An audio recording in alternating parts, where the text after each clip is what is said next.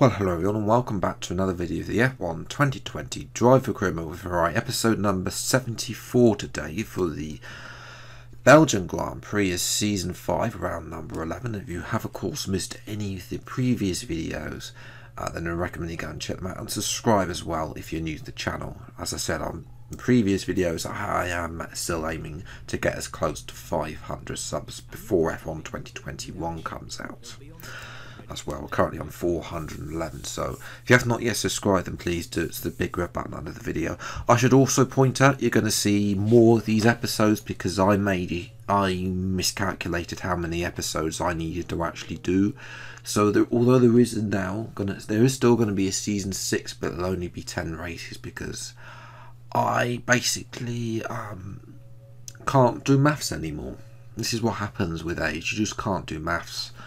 But anyway, we've finally got enough points to put this ultimate weight reduction, the final Sashi upgrade. I think I also put the in between practice and qualifying as well. I also put the minor DRS upgrade as well on, just for a good measure. So that means we're going to be fully maxed out soon on both the Aero and Sashi side, and then we can maybe work on a few engine upgrades. Durability has not been an issue and it's not going to be an issue. The only thing I think that might be doing is the energy straw. I think is the only one that's a little bit of a concern. The others we're fine to the end of the season on. But yes, you can see there previously on the R&D chart we've got a massive lead, but will we be able to convert that into some proper pace? I mean, we've been woeful so far when we had the fastest car, but we'll have to wait and see if those new aero upgrades give us the pace we want. And so far so good. Second place so far. Our main rival Carlos Sainz is the only man ahead of us so far, but obviously we're going for a new lap. I don't think Sainz is coming for another lap, so it's down to us to see if we can improve. I think the gap is about 2/10 or so to Sainz, so that's what we're going to look to make up. We're half a tenth up at the end of the Kemmel Straight, faster than Sainz in sector 1. I should point out though that I'm slower than the AI in sector 2, and then purple in sectors 1 and 3 obviously, so I can't really I lose a lot of time in sector 2 compared to the AI for some reason. I don't know why. Even to Vettel I'm losing time to. He's behind us, so we're 10th up though, going through Pouhon. We got a McLaren ahead of us. Hopefully he's going to get out of our way sooner rather than later, otherwise we're going to be meeting him when we're halfway down the back straight and he does finally get out of our way. Thank you very much. 1.5 tenths up coming through the the end of the middle sector, but you saw there on the left hand side it's a 10th down on Carlos Sainz, so it's all got to do in this final sector. Oh, a little bit wayward coming out there. We get a warning for track limits. Fortunately no deletion, but it is a 10th up. Will this be enough? Oh, through the bus stop, a huge amount of time gained through the bus stop. And it is pole. I'm pretty sure that was pole. Yes, it is. It's finally happened. It's been 3.5 years since there was last a pole position. If you were subscribed since back then let me know in the comments below for fair game to hanging around all this time. But it is finally a pole position in this career mode after all the disappointment. Well, it's advantage to us. Can we turn this into a win? Well done. Very solid results. You're looking good for the race.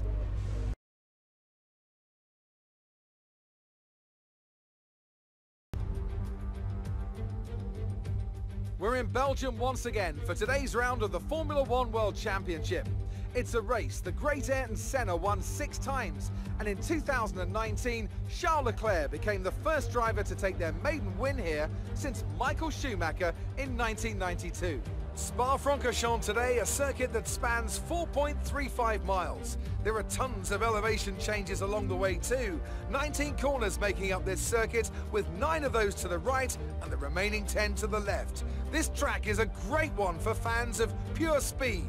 The average lap speed comes close to a whopping 145 miles an hour.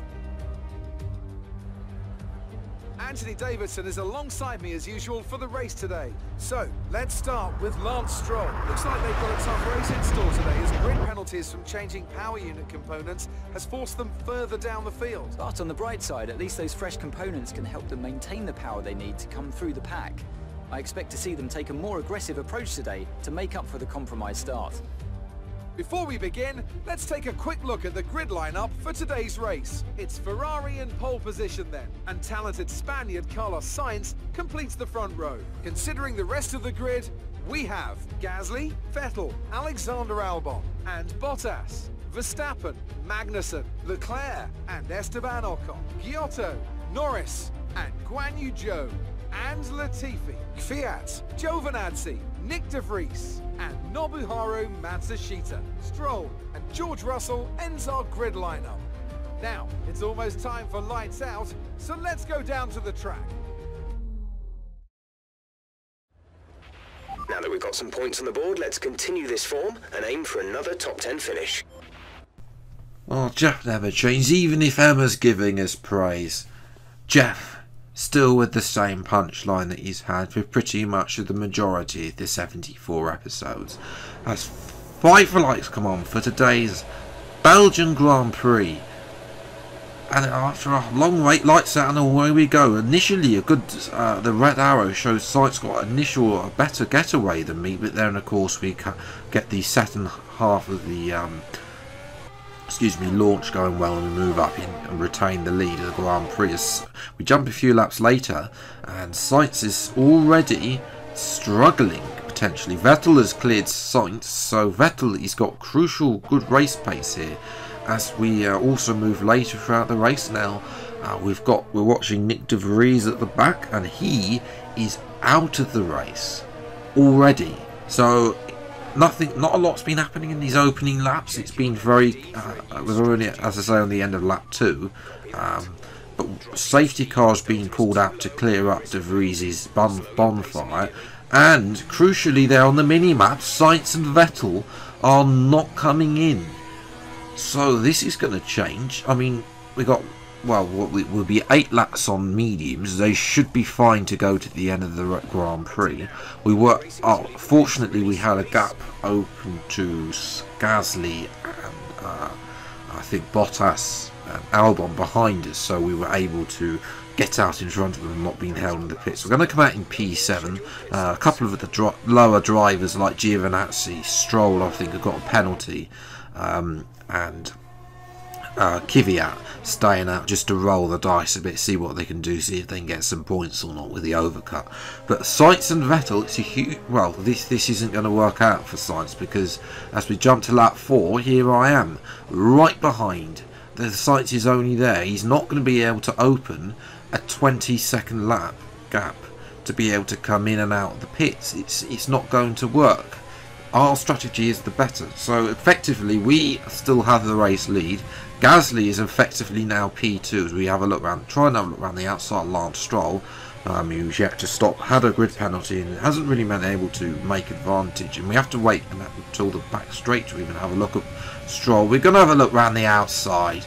Come on, for the overtake of the week, round the outside. Stroll tries to squeeze us off to the grass, nothing doing there, and we're going to dive it down the inside as well for Kvyat. Just one beautiful move there on Stroll.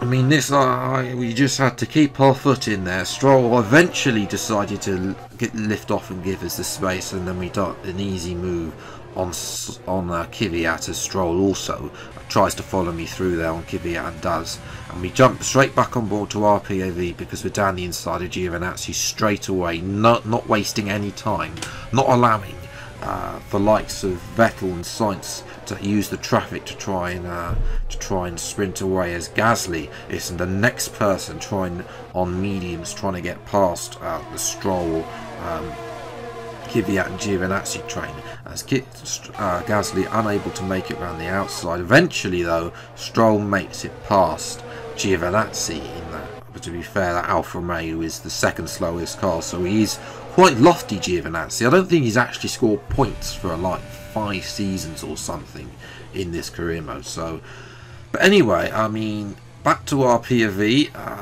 This was pretty much it for us. I mean, eventually the rest did come in. We'll jump to that, but Norris was the final man to come in. He's going to annoyingly do that thing where the AI like to overcut and then pit to hards. So even though they're pitting later, they pit for hards for some weird reason. Another man on hards is Carlos Sainz. Outside the top 10, battling Nicholas Latifi. Latifi locks up coming into the bus stop. Latifi is not going to give up that position easily. In actual fact, Latifi is still ahead. Now Vettel's going to come through. Can our teammate finally do us a favour? Unlike and pay us back for trying to hit us off at Silverstone. I mean, he pushes Sainz out and into the middle sector. Vettel is through and up into P11, and no points down there as well. You can see Norris as well closing in as well for those maybe last points. I think Ocon is the man in 10th place up the road in that yellow and black Renault. Speaking of Ocon's teammate Charles Leclerc, he's now getting past Guan Yu Zhou, who had a very good who was one of the people who gained big time through the pit stops, and he is up into P. Leclerc is now up to P5. As we move to the last lap of the Grand Prix, then Bottas and Gasly going side by side. Bottas had DRS, but it's not enough, and Gasly is able to defend P2. So very good job for Gasly. I'm sure he'll want to add to his couple of, I think he's got 2 victories in this career mode, but for us, it's back to the top step after a couple of difficult races. It's P1 again, and it's back in the lead at the Drivers' World Championship as well. Fantastic. Well, what a drive that was to take the win for Ferrari today.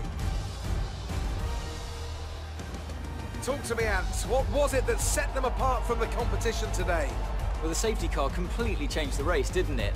It's hard to say exactly what would have happened without it, but there's no question that they came out of that situation in a good position. Here we are, a team that is no stranger to the podium, taking their place on top once again. A sublime race today, and a stunning win for Ferrari. Oh, it is definitely nice to be back on the top step of the podium. And the best sight, of course, is seeing our old teammate Pierre Gasly up there as well, because it means it's another position that Sainz did. And in actual fact, Sainz came home in P12, a disastrous day for the Spaniard in the Mercedes. Mercedes have a habit of doing this. It's not the first time they've messed up a safety car pit stop in this career mode. Those of you remember back to season 1, all the way back. Middle of last year, where Mercedes messed up at Zandvoort, and I'm pretty sure they messed up half a dozen times in between as well. Lando Norris as well was a big loser as well. So in terms of the Drivers' Championship, we now have a 5-point lead heading into Monza, the Italian Grand Prix, another good track for myself, which that episode will be coming out on Friday.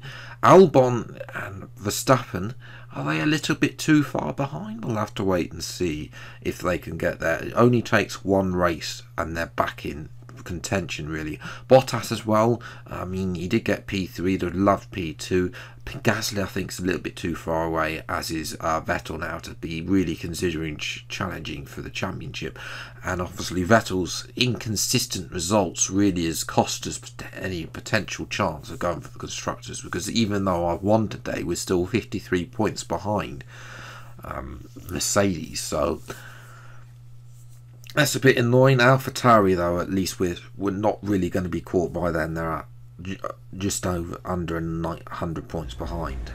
The fans really seem to enjoy that. You made it look easy. First in the championship. How does that feel? I mean, it's good to be back on top. Hopefully we can keep it like this for the rest of the season, although we'll have to wait and see. I'm not going to comment on that. You guys will have to wait and to find out who I'll be racing for in Season 6. For those of you who have stayed, I will let you into a little secret. We may not be staying with Ferrari for the final season, but you'll have to wait and see. But anyway, that's where we are. We've got a good performance comparison. We've got a couple of new upgrades coming in. As I did say, I did purchase that minor DRS upgrade, the final one on the aero side, so that's really going to help us in terms of our, I don't know, maybe with DRS, probably at Mexico, that's probably going to see the most effect there with that final DRS upgrade. The rate reduction sachet upgrade, we'll have to wait and see if that comes in. Be after hopefully it's in time for the Singapore Grand Prix, and hopefully we can get there. But 4 wins this season now, more than any other driver. As I say, it has been a struggle for the past 4 races, not even being on the podium. So yes, but that's where I'm going to leave it today's video. If you have enjoyed this video, then leave a like, subscribe to the channel, and you see plenty more episodes of the F1 2020 driver community, excuse me, with Ferrari as and when they come out. But until the next video, I'll see you next time. Take care. Thanks so much for watching. Enjoy your day, and goodbye.